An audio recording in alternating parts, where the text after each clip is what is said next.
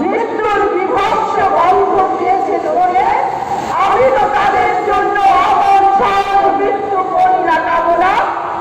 আমাকে করেছে বাধ্য যারা আমার জনক জননীর রক্তে পার দিয়ে দ্রুত সিঁড়ি ভেঙে যেতে ভাসতে নদীতে আর বয়ে বেড়াতে বিশ্বতা পেতে নিতে অভিশাপ দিচ্ছি আমি সেই সব দজ্জালদের।